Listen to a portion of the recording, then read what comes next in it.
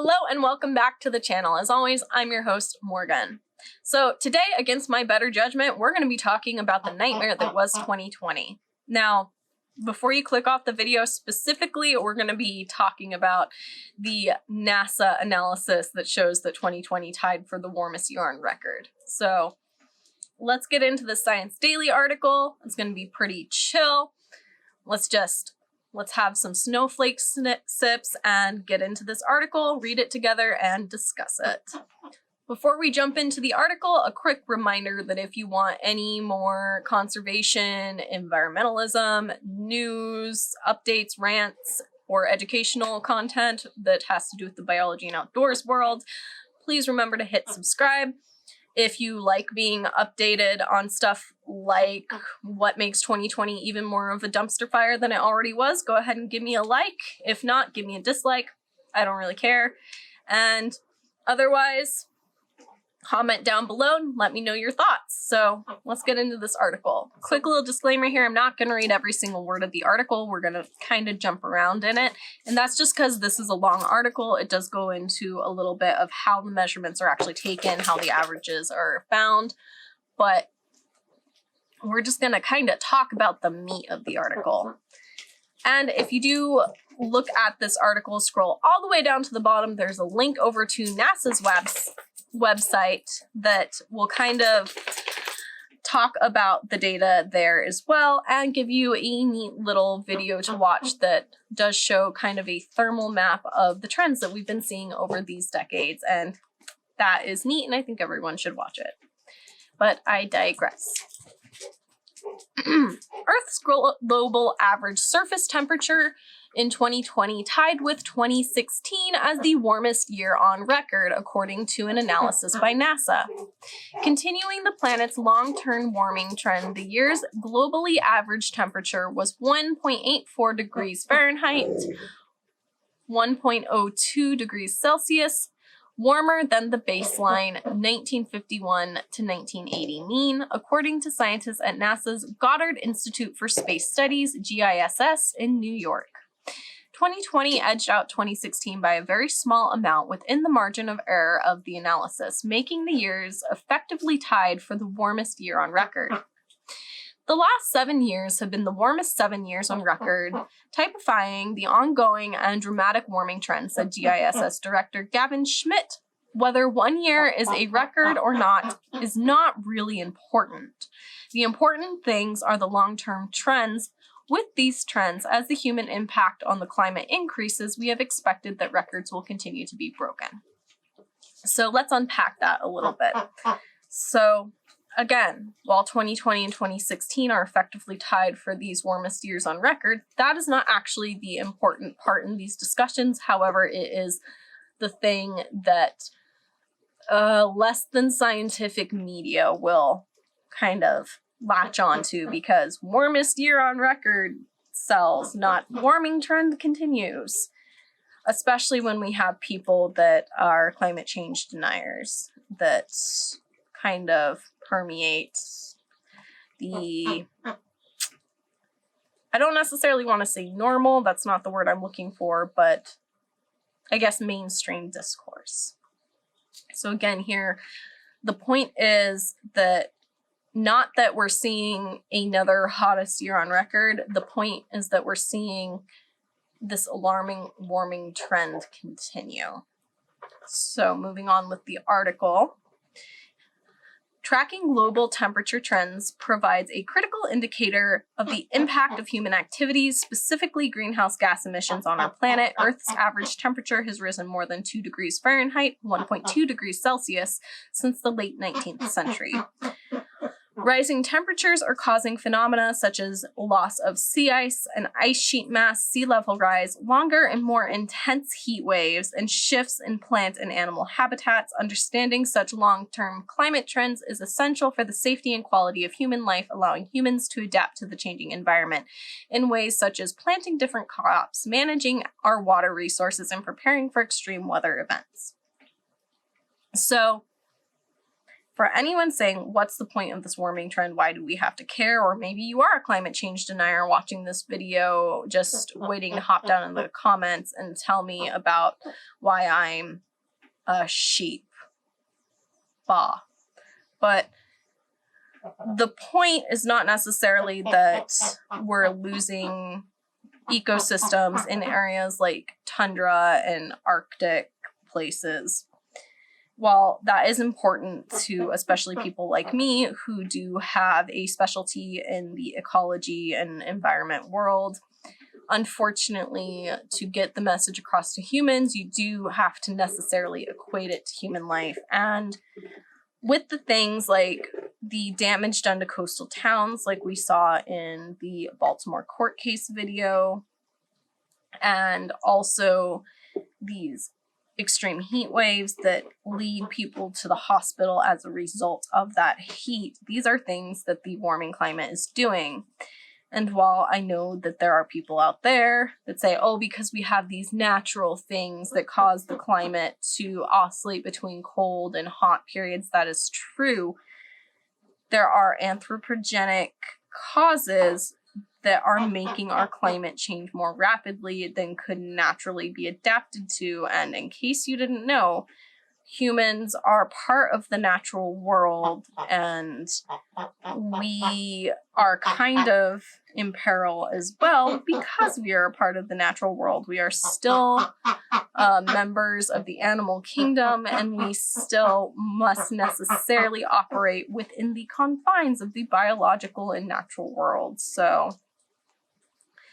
this warming trend does affect us. It affects the crops we can plant, it affects where we can live, and it affects our health.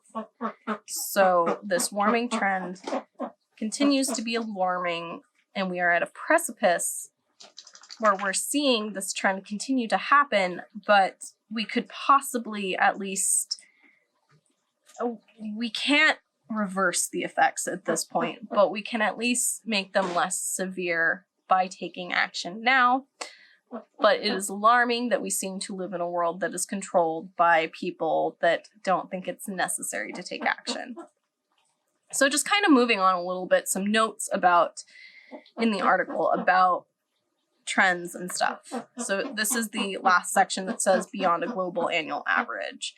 While long-term trend of warming continues, a variety of events and factors contribute to any particular year's average temperature.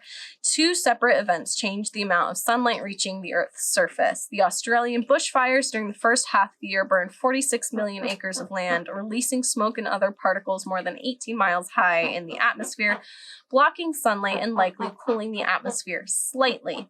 In contrast, global shutdowns related to the ongoing coronavirus COVID-19 pandemic reduced particulate air pollution in many areas, allowing more sunlight to reach the surface and producing a small but potentially significant warming effect. These shutdowns also appear to have reduced the amount of carbon dioxide emissions last year, but overall CO2 concentrations continue to increase, and since warming is related to cumulative emissions, the overall amount of avoided warming would be minimal.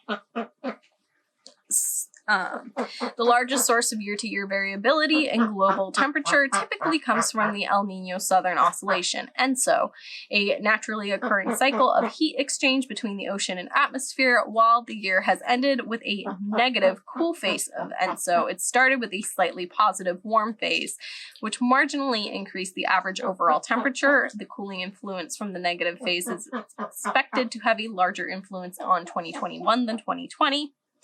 The previous warm year, 2016, received a significant boost from a strong El Nino.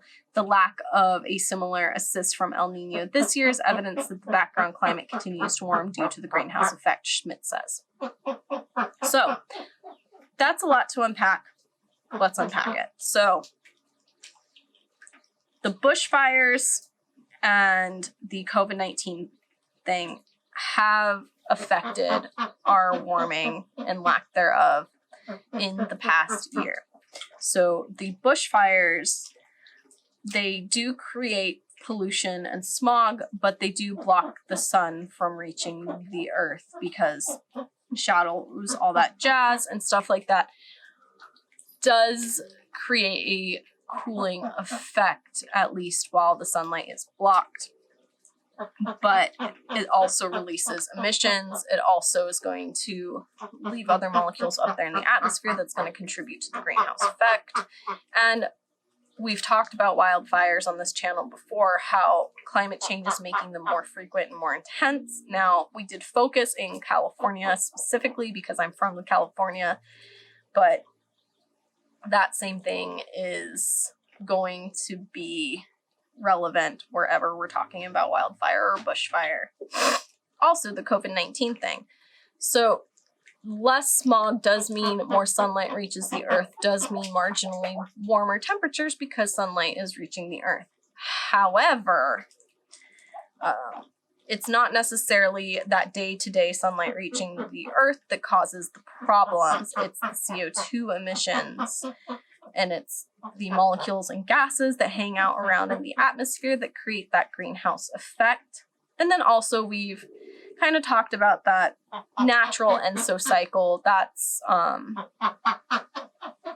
going to affect the warming and or cooling of that particular year. But the quote I would like to end on here, that we did just end on, is that one from Schmidt that talked about that El Nino in 2016 contributed to the warming, and because we've had these things that contribute to cooling in 2020, but our temperature averaged out to still tie with 2016, that is evidence that we are warming, that this trend is continuing, and that our baseline is getting warmer, not cooler. So it does illustrate that we need to do something. We need to shift our reliance away from these greenhouse gas emissions companies like the fossil fuel industry and shift towards cleaner energy and work to make our planet, our ecosystem, a healthier and more sustainable place for humans and animals alike. Because as the climate warms, we're going to see more heat waves, we're going to see more extreme weather events, we're going to see more damage, we're going to see more lives lost, we're going to see the planet burning more often. And while it's easy to like cut through things and say, well, it doesn't really matter, well, our data shows that we are at a baseline, even with the events in the past year that would have kind of pumped the brakes on warming. We still hit that hottest year on record, even with those events mentioned that would have slowed that down. So the rest of this article kind of goes into the technicals and numbers and like how they get the data. So we're not really going to go into that. I've hit the points that I really want. If you want to look at the data set, go over to that nasa.gov link that's in the Science Daily article that's linked down below. If you want to read more, go more in depth, please read this article. It's fascinating. It's a little technical in places, but Science Daily is a science news site, so their intended audience would be scientists and people that are comfortable with that terminology. Is that kind of a problem? Yeah, because science should be more accessible and mainstream media is atrocious at how they report on that, but that is not what this video is about. So without further ado, I do hope that you have a wonderful rest of your day, afternoon, evening, night, what have you, and I will see you all in the next one. Don't forget to like, comment, and subscribe. Thank you again for watching this video. Don't forget to like, comment, subscribe, and ring that bell if you would like to see more. And if you'd like to follow me on any of my other social medias, the links are down in the description below.